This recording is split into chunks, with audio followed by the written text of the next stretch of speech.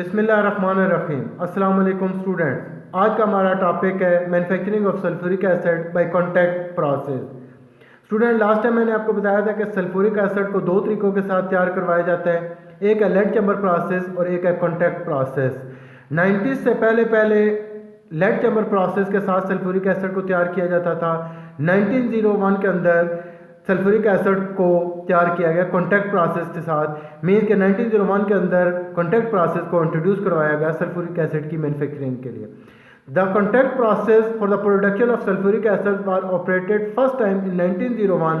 From this process a high grade acid is produced. इसके लिए basic हमें तीन रॉ मटेरियल चाहिए होती हैं कॉन्टैक्ट प्रोसेस के लिए। एक है सल्फर, एयर और वाटर।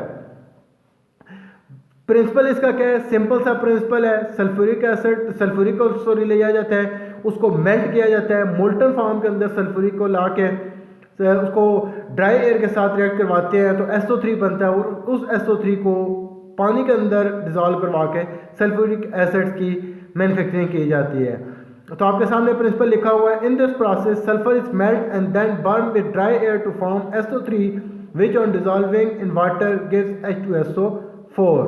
यानी सल्फर को लेके उसको मेल्ट किया, उसको ड्राई एयर के साथ रिएक्ट करवाएंगे तो SO3 बनेगा। उस SO3 को पानी के अंदर डिजॉल्व करवाएंगे तो सल्फ्यूरिक एसिड बनेगा। तो इसके लिए हमें कैटालिस्ट कौन कौन से चाहिए?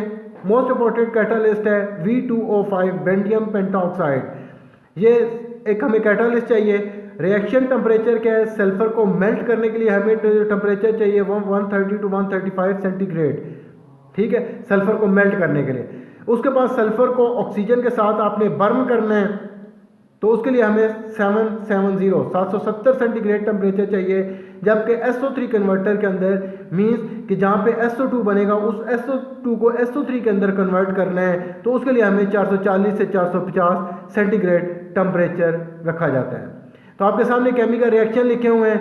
सबसे पहला रिएक्शन अगर आप देखें तो सल्फर को ऑक्सीजन के साथ रिएक्ट करवा रहे हैं तो ये सल्फर और ऑक्सीजन आपस में रिएक्ट करके SO2 बनेगा।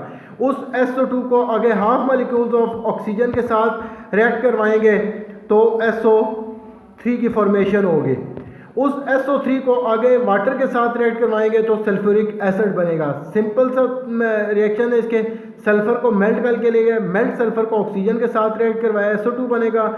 एक्सेस ऑक्सीजन जब हाफ मॉलिक्यूल ऑफ ऑक्सीजन मिलेगा तो वो SO2 SO3 के अंदर कन्वर्ट हो जाएगी। वो SO3 जो कन्वर्ट हुई है उसको पानी के साथ रिएक्ट करके सल्फ्यूरिक एसिड की फॉर्मेशन होगी, सल्फ्यूरिक एसिड बन जाएगा।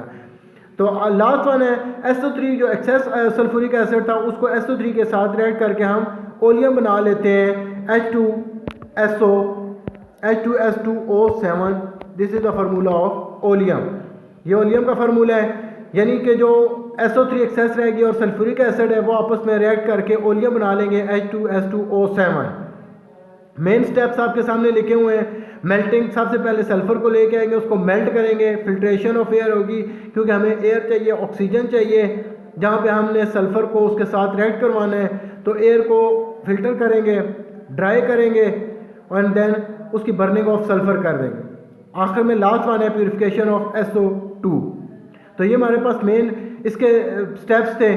उसके बाद unit operation and unit process है। यूनिट ऑपरेशन को अगर मैं बताऊं, यूनिट ऑपरेशन आपको पता है कि जहाँ पे फिजिकल चेंजेस आती हैं। Transportation of sulphur from refinery to store, sulphur को लेके आए स्टोरेज डिवाइस तक। उसके बाद सल्फर को स्टोर कर लिया। Transportation of sulphur to melter, उसको मेल्टर तक लेके गए।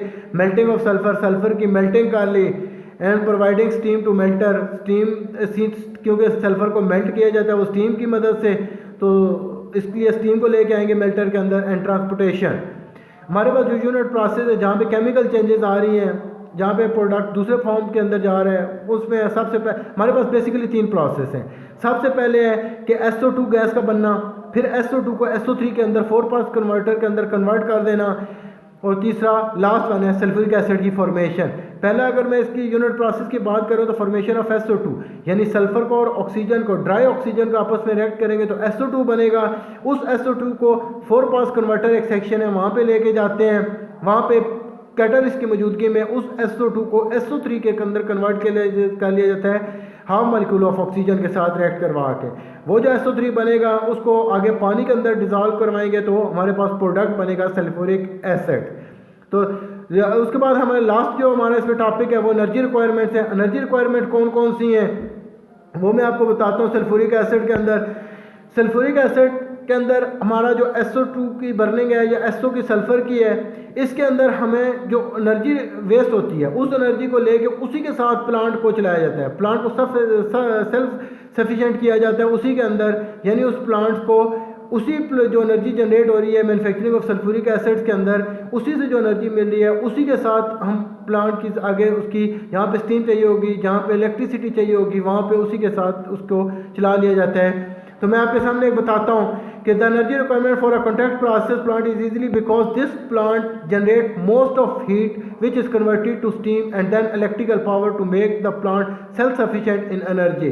कि जो plant manufacturing of sulphuric acid के दौरान जो एनर्जी बनेगी उसी एनर्जी को हम स्टीम के तौर के ऊपर और इलेक्ट्रिकल पावर के तौर के ऊपर हम प्लांट में कर लेंगे, यूटिलाइज कर लेंगे।